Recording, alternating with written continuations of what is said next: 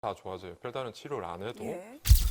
다음, 병적 요통. 아까 말씀드렸듯이 치료가 필요한 요통은 이런 질환들이 여러 가지가 있죠. 네.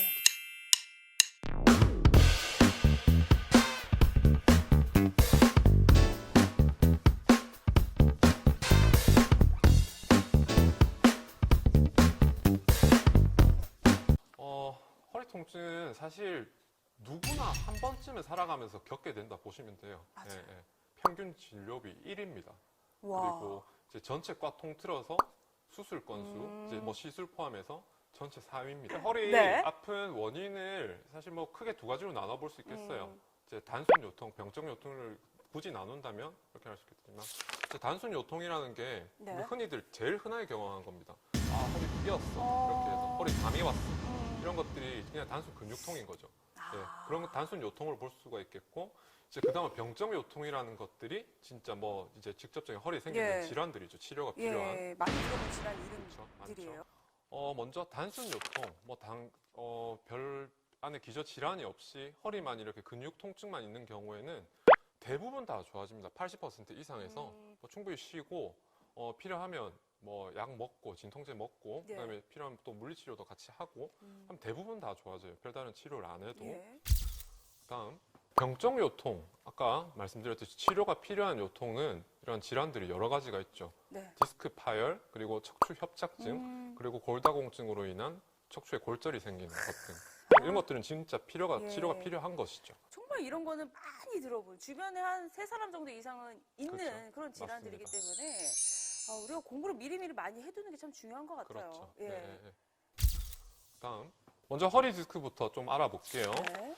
허리 디스크는 이렇게 디스크가 이렇게 있다가 파열이 되면서 이 뒤쪽으로는 신경이 이렇게 지나가는데, 오. 디스크가 파열이 되면서 흘러나와서 이 뒤로 지나가는 신경을 압박하게 되는 겁니다. 허리 디스크를 이렇게 환자분들이 먼저 자기들이 진단을 하고 오시는 경우가 많습니다.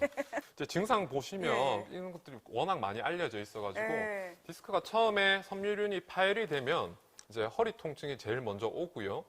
이제 신경 지나가는 길을 이제 디스크가 흘러나와서 막게 되면 하지부 방사통, 이제 즉 다리가 땡기는 그쪽 해당 신경이 눌려서 다리가 땡기는 증상이 나타나게 되고, 허리 통증 때문에 근육의 경직도 같이 오고요. 그래서 이제 허리가 아픈데 이제 다리도 같이 저리다. 이렇게 하시면은 이제 그냥 단순 요통보다는 이게 디스크 파열 이런 게 갑자기 왔을 경우에 그런 걸 좀 의심해 볼 수는 있겠죠. 그다음에 척추관 협착증에 대해서도 굉장히 많이들 들어보셨을 그렇죠. 텐데요. 흔한 질환입니다. 협착증 말이 좀 어렵죠. 근데 쉽게 표현하면 이제 척추관, 신경이 지나가는 이 척추관이 좁을협, 붙을착 이렇게 좁아져서 이제 붙는 겁니다. 신경 지나가는 길이. 척추관 협착증의 이제 대표적인 증상이 파행인데요. 파행이라는 게 제대로 걷는 게 힘들다는 겁니다. 다리가 땡겨가지고.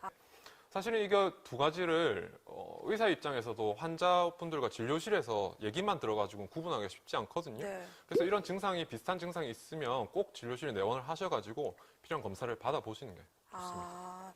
골다공증은 사실 허리에만 국한된 건 아니고 네. 뭐 모든 뼈가 이렇게 다 올 수가 있는 질환인데, 이제 골다공증이라는 게 이렇게 뼈가 점점 약해지는 겁니다. 정상인 뼈가 이렇게 내부의 골 조직들이 이렇게 촘촘하고 타이트하고 굵고 이제 건강하다면, 예. 이제 골 감소증을 거쳐서 이제 골다공증에 다다르기까지 뼈 내부에 이런 골 조직들이 굉장히 얇아지고 끊기게 되고 거의 없어져요.